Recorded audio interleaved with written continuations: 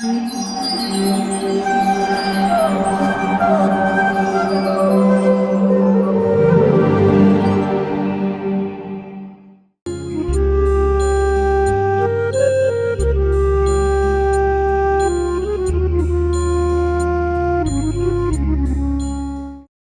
कृष्णा। आज के कार्यक्रम में आप सभी का हार्दिक स्वागत है। आज हमारे वक्ता हैं श्रीमान अधोक्षज कृष्ण प्रभु जी। प्रभु जी ने इलेक्ट्रॉनिक्स एंड कम्युनिकेशन में बीटेक किया है। प्रभु जी सन 2013 में इस्कॉन से जुड़े तथा सन 2017 में इस्कॉन के संस्थापक आचार्य भक्तिवेदांत स्वामी श्रील प्रभुपाद के वरिष्ठ शिष्य परम पूज्य गोपाल कृष्ण गोस्वामी महाराज से इन्होंने दीक्षा प्राप्त की। वर्तमान में प्रभु जी बुक डिस्ट्रीब्यूशन की सेवाओं के साथ साथ ऑनलाइन तथा ऑफलाइन भगवत गीता की कक्षाएं भी लेते हैं। इस्कॉन यूथ फोरम जुहू के प्रचार कार्यों में सहयोग के साथ साथ प्रभु जी NIT जयपुर तथा IAS इंस्टीट्यूट्स इन जयपुर में सेमिनार भी दे चुके हैं। तो आइए श्रवण करते हैं श्रीमान अधोक्षज कृष्ण प्रभु जी के श्रीमुख से। धन्यवाद। हरे कृष्णा। हरे कृष्णा। हमारे एक महान आचार्य हुए श्रील भक्ति विनोद ठाकुर, वो अपनी एक रचना में लिखते हैं, केशव तुआ जगत विचित्र। भगवान की ये सृष्टि बहुत विचित्र है, इसे स्वयं ब्रह्मा जी भी नहीं समझ सकते। इस सृष्टि में अपने कर्मों के परिणाम स्वरूप ये जीव निरंतर देह बदलता रहता है। कभी तो देवता बनता है तो कभी दानव, कभी मनुष्य तो कभी पशु। इस निरंतर देह के बदलाव के चक्र से अगर इस जीव को कोई बचा सकता है तो वो है भगवान की प्रेममयी सेवा। हर जीव का भगवान के साथ एक नित्य संबंध है और इसी संबंध को पुनः स्थापित करने के लिए भगवान अलग अलग रूपों में अवतार लेते हैं और लीलाएं करके जाते हैं, और कभी कभी अपने शुद्ध भक्तों को प्रचार करने के लिए भेज देते हैं जो भगवान की ही लीला का गुणगान करते हैं। तो भगवान की ये लीलाएं, घटनाएं, ये सब हमें कहाँ से प्राप्त होती हैं? शास्त्रों से। और ये सारी लीलाएं भगवान की एक सिनेमा के ट्रेलर की तरह है। जैसे हम यहाँ पे सिनेमा का ट्रेलर देखते हैं, ट्रेलर अच्छा लगा तो मूवी देखने की इच्छा होती है, ट्रेलर अच्छा नहीं हुआ तो मूवी नहीं देखने जाते हम। फ़र्क बस इतना है कि यहाँ के सिनेमा फिक्शन कहलाते हैं और भगवान जो भी लीलाएं करते हैं और आध्यात्मिक जगत में जो कर रहे हैं वो सब फैक्ट है। तो भगवान आते हैं यहाँ पे, मनोहर सुंदर अद्भुत लीलाएं करते हैं और जीव को फिर इच्छा होती है, वाह भगवान इतने अद्भुत हैं, मुझे इनको और देखना है और जानना है। भगवान कहते हैं आ जाओ ऊपर। तो ये भक्ति की प्रक्रिया है। तो आज ऐसी कई लीलाओं में से हम एक लीला भगवान की समुद्र मंथन लीला पर चर्चा करने वाले हैं, जो श्रीमद् भागवत के 8वें स्कंद के 6ठे अध्याय से प्रारंभ होती है। तो आइए आपको हम उस लीला का श्रवण कराते हैं। तो श्रीमद् भागवतम में हम जानते हैं शुकदेव गोस्वामी महाराज परीक्षित को कथा बता रहे हैं और क्रमेण ब्रह्मा जी के एक दिन में जितने मनु आते हैं, स्वयंभुव मनवंतर से लेके अलग अलग मनुओं के बारे में चर्चा करते हैं। ब्रह्मा जी का एक दिन भगवान गीता में कहते हैं, सहस्त्र युग पर्यंतम अहर यद ब्रह्मणो विदुहु। 1000 बार जब सतयुग, 1000 बार त्रेता युग, 1000 बार कलयुग, 1000 बार द्वापर युग, ये जो 1000 चक्र बीतते हैं, युग चक्र जिनको कहते हैं, ब्रह्मा जी के केवल 12 घंटे होते हैं। इस 12 घंटे में 14 मनुओं का शासनकाल होता है। तो शुकदेव गोस्वामी परीक्षित महाराज को अलग अलग मनुओं के बारे में संक्षेप में बताते हुए फिर पहुंचते हैं 6ठे मनवंतर चाक्षुषा मनु के काल में। और यहाँ पर वो बताते हैं कि चाक्षुषा मनवंतर में इंद्र जो हैं उनका नाम है मंत्रद्रुम, और इस मनवंतर में भगवान ने वैराज और देव संभूति के गर्भ से अजित रूप में अवतार लिया। इन भगवान ने समुद्र मंथन करके देवताओं को अमृत प्राप्त कराया। अब परीक्षित महाराज ध्यान पूर्वक सुन रहे हैं। श्रोता अगर बनना है अच्छा तो परीक्षित महाराज से सीखना चाहिए। आइडियल श्रोता हैं और शुकदेव गोस्वामी आइडियल वक्ता हैं। तो परीक्षित महाराज एकदम सतर्क हो गए। भगवान ने ये लीला क्यों की, कब की, क्यों समुद्र मंथन किया, क्या क्या निकला समुद्र मंथन से, देवताओं को अमृत प्राप्त कराने की क्या ज़रूरत पड़ी, मैं ये सब घटनाएं वृत्तांत में सुनना चाहता हूँ। बहुत महत्वपूर्ण बात कहते हैं परीक्षित महाराज वहाँ पे। कहते हैं मेरा हृदय 3 तापों से आप्लावित रहता है, मुझे और कोई सुख नहीं मिल रहा, भगवान का केवल कथा मात्र ही मेरे हृदय को संतप्त कर रहा है, भगवान का कथा ही मुझे 3 तापों से राहत दे रहा है। तो इस सृष्टि में हम कितने प्रयास करते हैं सुख प्राप्त करने के, लेकिन वो संतुष्टि नहीं आती। और ये नियम है इस सृष्टि का, जिस वस्तु से हम सुख प्राप्त करेंगे, जिस मोमेंट हमको मिला अगले क्षण वो सुख घट जाता है और धीरे धीरे वो नीचे जाता है। तो परीक्षित महाराज से हमें सीखना चाहिए कि भगवान की कथा में रुचि लेंगे। भगवान की कथा क्या है? भगवान की कथा हमारे हृदय को संतुष्ट करती है। श्रीमद् भागवतम शुरू ही ऐसे होता है। तो शुकदेव गोस्वामी बहुत ही प्रसन्न हुए अपने शिष्य की जिज्ञासा सुन के। जब श्रोता इतना उत्कंठित हो, उत्सुक हो भगवान की कथा सुनने के लिए, और वक्ता स्वयं शुद्ध भक्त हो, तो फिर तो कथा में कितना आनंद आएगा, उत्साह और बढ़ जाता है भगवान की कथा कहने के लिए। आजकल तो लोगों को रुचि नहीं है कथा में, है ना, तो वक्ता जो है उनको भी उतना उत्साह नहीं आता। तो शुकदेव गोस्वामी बड़े प्रसन्न हुए और उन्होंने अपने शिष्य की जिज्ञासा के लिए इस कथा को वृत्तांत में सुनाया। तो शुकदेव गोस्वामी कथा प्रारंभ करते हुए बताते हैं कि चाक्षुष मनवंतर में देवताओं और दानवों के बीच में एक संग्राम हुआ। दानव बड़े शक्तिशाली थे, उनके पास नाग बाण थे। उस नाग बाण से उन्होंने देवताओं को परास्त कर दिया और देवता जो हैं अपने राज्य से हाथ धो बैठे। और ये सब दुर्वासा मुनि के श्राप के कारण हुआ था। हमारे आचार्य श्रील विश्वनाथ चक्रवर्ती ठाकुर इस श्लोक पर टीका करते हुए कहते हैं, ये कथा बताते हैं कि हुआ क्या था। तो एक बार दुर्वासा मुनि स्वर्ग से जा रहे थे, तो इंद्र अपने हाथी ऐरावत पर बैठे हुए थे। तो दुर्वासा मुनि ने इंद्र को देखा और प्रसन्न चित्त थे, प्रसन्नतापूर्वक अपने गले से माला निकाल के इंद्र को दी। इंद्र, ये तुम्हारे लिए। अब इंद्र जो हैं वो अपने पदवी के अहंकार में थे। उन्होंने वो माला लेके अपने हाथी ऐरावत को दे दिया। अब ये तो हाथी है, अब हाथी चाहे धरती का हो चाहे स्वर्ग का हो, पशु तो पशु जैसे कार्य करेगा। तो ऐरावत ने क्या किया, उस माला को नीचे पटक के अपने पैरों से कुचल दिया। दुर्वासा मुनि देख के बड़े क्रोधित हुए। दुर्वासा मुनि हैं, अपने क्रोध के लिए जाने जाते हैं। तो दुर्वासा मुनि ने तुरंत श्राप दे दिया कि तुम अपने पद के अहंकार में आ गए हो, तुम सभी देवता और तीनों लोग दरिद्र हो जाओ। और यहाँ इतना कह के दुर्वासा मुनि चले गए। अब तीनों लोकों में यज्ञ अनुष्ठान बंद हो गए। यज्ञ अनुष्ठान बंद होने के कारण देवताओं को उनका भार नहीं मिल रहा था, तो तीनों लोकों में दरिद्रता छा गई, पूरा सिस्टम बिगड़ गया। तब इंद्र, वरुण आदि देवता इन्होंने आपस में मंत्रणा की, इनको कोई उपाय नहीं मिला। तो ये पहुँचे कहाँ? ब्रह्मा जी के पास। हमने कहा ना, सृष्टि बड़ी विचित्र है। शास्त्र हमें ब्रह्मांड का स्ट्रक्चर समझाने के लिए नहीं लिखे गए हैं, लेकिन फिर भी कथा क्रम में हमको ब्रह्मांड की कई विवरण मिल जाते हैं। तो ये देवतागण पहुँचे सुमेरु पर्वत के शिखर पर स्थित ब्रह्मा जी के लोक में। ब्रह्मा जी का लोक तो सबसे ऊंचा ब्रह्मलोक है। ये सुमेरु पर्वत के ऊपर कौन सा लोक है उनका? तो जैसे होता है ना embassy, US embassy, UK embassy, दूसरे देश का एम्बेसी हमारे देश में, उस एम्बेसी के अंदर नियम सारे उस देश के चलते हैं। तो इसी प्रकार से सुमेरु पर्वत के शिखर पे ब्रह्मा जी का भी लोक है और 8 प्रमुख देवताओं का भी लोक है, इंद्र, चंद्र, वरुण, शनि, इन सब का। तो ये सारे देवता पहुँचे ब्रह्मा जी के पास और ब्रह्मा जी को जाके उन्होंने सारा हाल सुनाया। ब्रह्मा जी इस सृष्टि के रचयिता हैं, द्वितीय रचयिता हैं। भगवान विष्णु से उनकी उत्पत्ति होती है और भगवान विष्णु की ही प्रेरणा से ब्रह्मा जी इस पूरे ब्रह्मांड की रचना करते हैं। लेकिन ब्रह्मा जी जानते नहीं हैं, कुछ जानते हैं कुछ नहीं जानते। ब्रह्मा जी तो ध्यान में लीन रहते हैं और उनके शरीर के माध्यम से भगवान रचना करते हैं वास्तव में।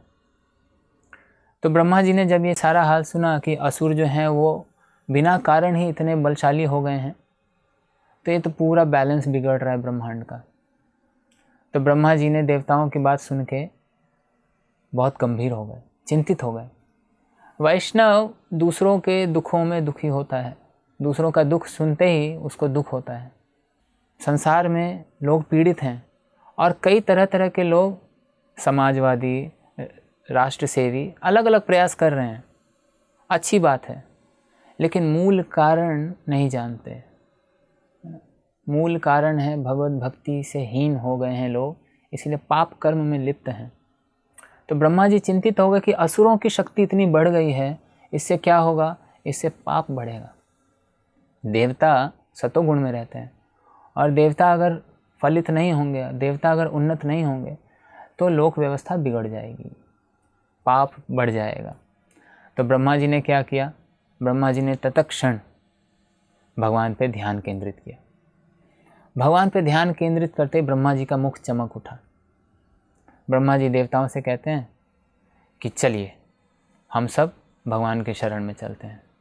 जब भी देवताओं पे कोई विपत्ति आती है, ये देवतागण ब्रह्मा जी के पास जाते हैं, ब्रह्मा जी इनको भगवान के पास लेके जाते हैं। देखिए, इसे कहते हैं परंपरा। देवता क्यों देवता कहलाते हैं? क्योंकि वो हमेशा भगवान की शरण लेते हैं। भले ही कभी कभी उनसे गलती हो जाती है, लेकिन हमें कोई अधिकार नहीं है उनकी निंदा करने का। लेकिन देवता क्या करते हैं, तत्क्षण ब्रह्मा जी के पास पहुंचते हैं, ब्रह्मा जी उन्हें भगवान के धाम लेकर जाते हैं, भगवान के पास लेकर जाते हैं। तो ब्रह्मा जी ने इसी तरह से देवताओं से कहा कि हम भगवान के पास चलते हैं। अजितस्य साक्षात तमसः परम। तो भगवान का जो धाम है वो परम धाम कहलाता है। जैसे हमने कहा ना, एम्बेसी, ऐसी भगवान का धाम ब्रह्मांड के भीतर भी है। तो ब्रह्मा जी सभी देवताओं को लेकर कहाँ पहुँचे? श्वेत द्वीप। अब ये श्वेत द्वीप क्या है? श्वेत द्वीप ब्रह्मांड में एक स्थान है, क्षीर सागर में, दूध के समुद्र में भगवान विष्णु का निवास स्थान है। ये कैसे पहुंचा जाएगा वहाँ पे? हम नहीं पहुंच सकते, मनुष्य के बस की बात नहीं है। हम तो चंद्रमा पे नहीं जा सकते, श्वेत द्वीप में क्या जाएंगे। और भगवान का धाम चाहे ब्रह्मांड के अंदर हो चाहे ब्रह्मांड के बाहर हो, हमेशा दिव्य होता है, वो काल के परे होता है। तो ब्रह्मा जी इस प्रकार से सभी देवताओं को लेकर वहाँ पहुँचे। देवता क्योंकि भगवान की स्तुति करते हैं, हमेशा भगवान विष्णु की शरण लेते हैं, इसीलिए वे भगवान द्वारा रक्षित होते हैं। भगवान तो समभाव रखते हैं, भगवान किसी से बैर नहीं करते। भगवान के लिए ना तो कोई मारने योग्य है, ना ही कोई बचाने योग्य है। भगवान पूरी तरह से निष्पक्ष हैं। लेकिन देवता क्योंकि भगवान के शरणागत हैं, पद्म पुराण में श्लोक आता है, द्वौ भूतलोके सर्ग अस्मिन् दैव आसुर एव च विष्णु भक्त भवेद दैव आसुरस्तद विपर्ययः। दो ही प्रकार के लोग हैं सृष्टि में, देवता या असुर। सिंपल डेफिनेशन दिया गया है हमारे पुराणों में। जो विष्णु का भक्त है वो देवता है, जो नहीं है वो असुर है। अब ऐसा सुन के लोगों को लगेगा अरे हमें असुर कहा जा रहा है। सरल से उदाहरण से इसको हम समझ सकते हैं। मान लीजिए पिताजी हैं और उनके कुछ बच्चे हैं। अब पिताजी जो हैं बहुत बुद्धिमान हैं, उनके पास बहुत धन है, पिताजी बच्चों को मार्गदर्शन करते हैं। तो जो बच्चा पिताजी की सुनेगा वो लायक बेटा है, लायक बच्चा है। जो नहीं सुनेगा वो नालायक है। अब इसमें कहना कि अरे नालायक क्यों कह दिया, तो पिताजी के नहीं सुनेगा तो नालायक है। इसी प्रकार से भगवान परम पिता हैं, भगवान से ही सृष्टि होती है, भगवान ही पालन करते हैं, भगवान ही संहार करते हैं। किसी को माध्यम बनाते हैं, कभी खुद करते हैं। तो जो भगवान के शरण में रहते हैं वो देव हैं, जो नहीं रहते वो असुर हैं। फिर बाहरी दृष्टि से भले ही रूप कैसा भी हो, 2 सींग हो सिर पे तो भी देवता हो सकता है, जैसे वृत्रासुर के बारे में हम पढ़ते हैं भागवतम में। और बाहर से एकदम सज धज के राजा जैसा दिख रहा हो, लेकिन है असुर, रावण जैसा। तो भगवान 3 गुणों के माध्यम से इस सृष्टि को चलाते हैं। भगवान इस सृष्टि की रचना रजोगुण से करते हैं और भगवान के गुणा अवतार हैं रजोगुण के ब्रह्मा जी। और भगवान स्वयं इसका पालन करते हैं, क्योंकि भगवान हमेशा विशुद्ध सत्व में रहते हैं। सत्वगुण से सृष्टि का पालन होता है। और जब सृष्टि जो है दुराचारियों के कारण अस्त व्यस्त हो गई है, तब भगवान कहते हैं अब इसको समेट देते हैं, संहार कर देते हैं। तो संहार के लिए तमोगुण की आवश्यकता होती है, और तमोगुण के अवतार हैं शिवजी। शिवजी तमोगुण में नहीं है, तो तो भगवान के ऐसे गुणावतार हैं, ब्रह्मा विष्णु महेश, जो सृष्टि का रचना पालन और संहार करते हैं।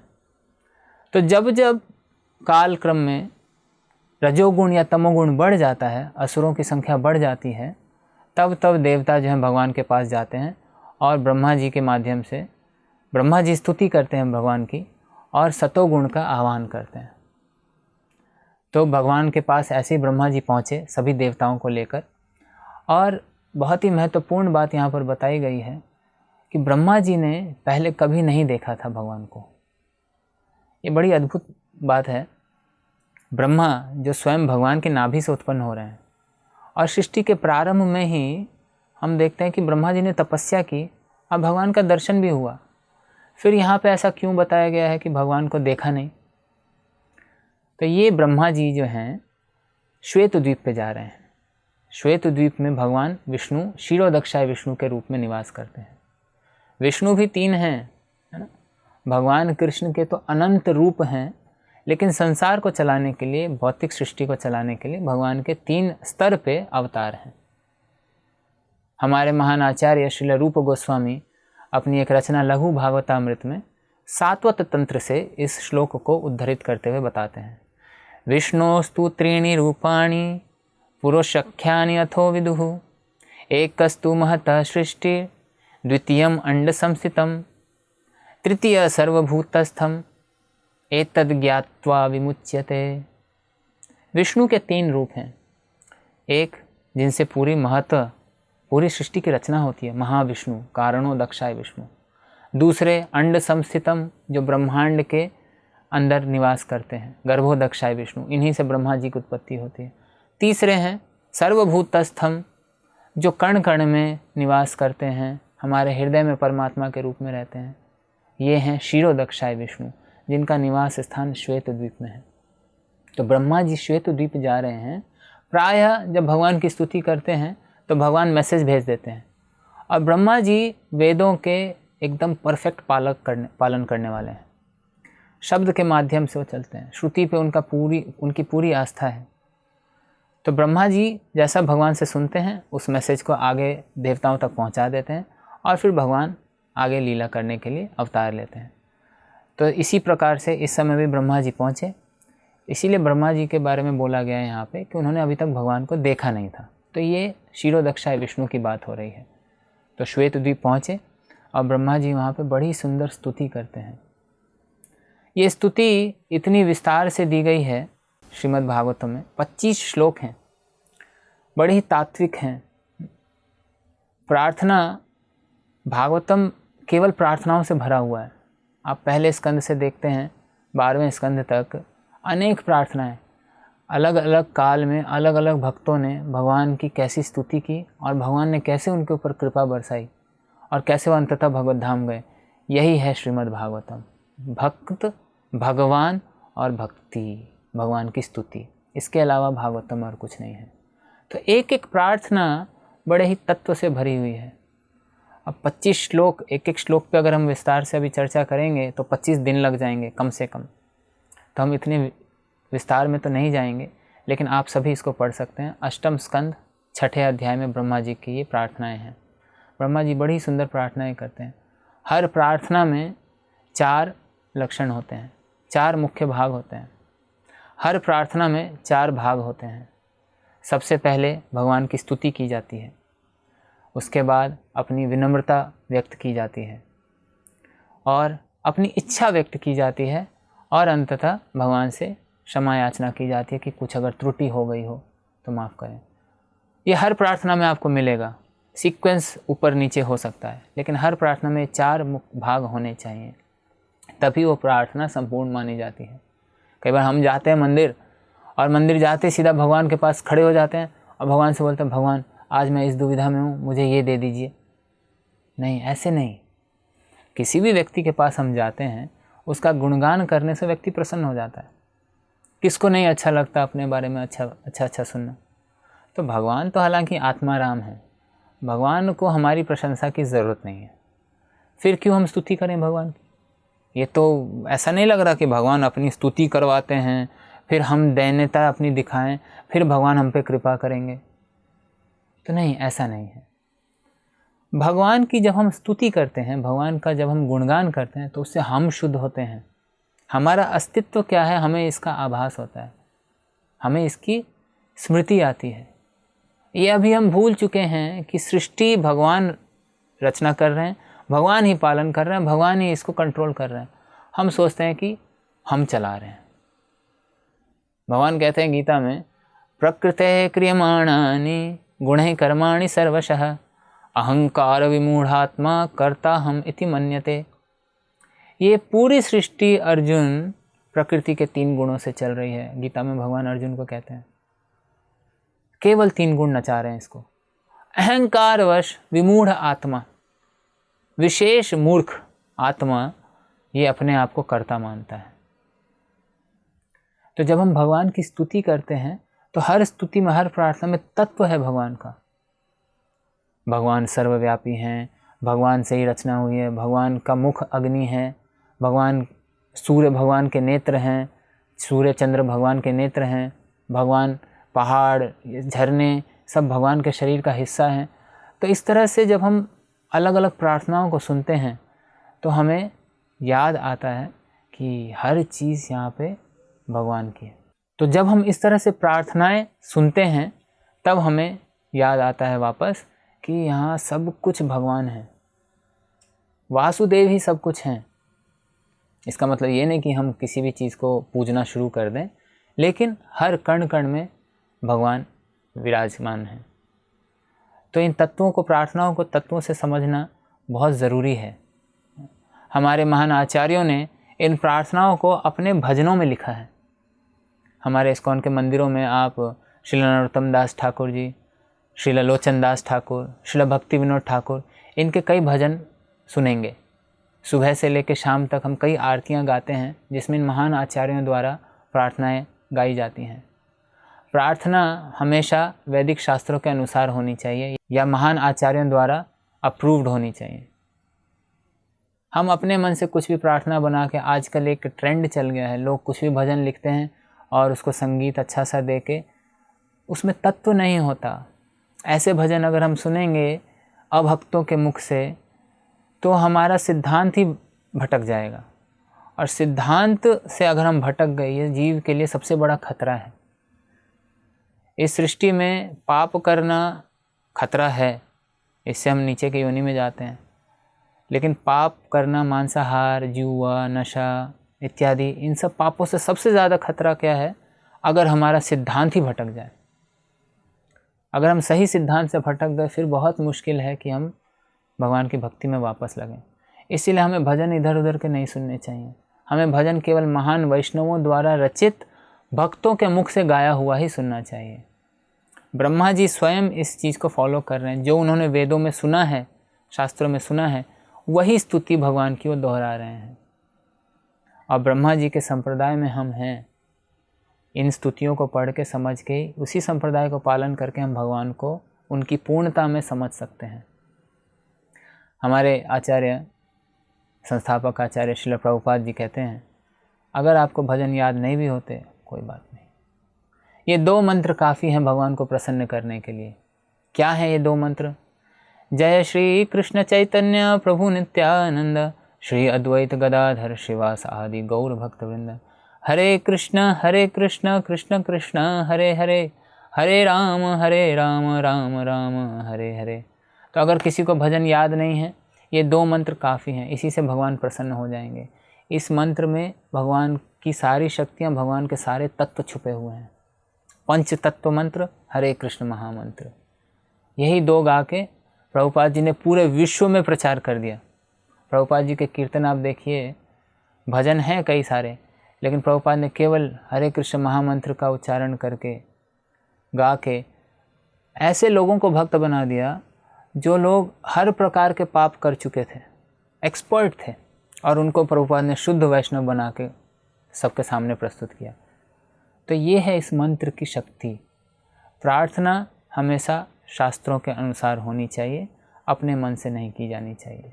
तो इस प्रकार ब्रह्मा जी भगवान की स्तुति करते हैं, उन भगवान की जो शाश्वत हैं, काल के परे हैं, गुणातीत हैं, प्रकृति के नियंत्रक हैं। इसके आगे क्या होता है ये हम सुनेंगे अगले एपिसोड में। हरे कृष्ण।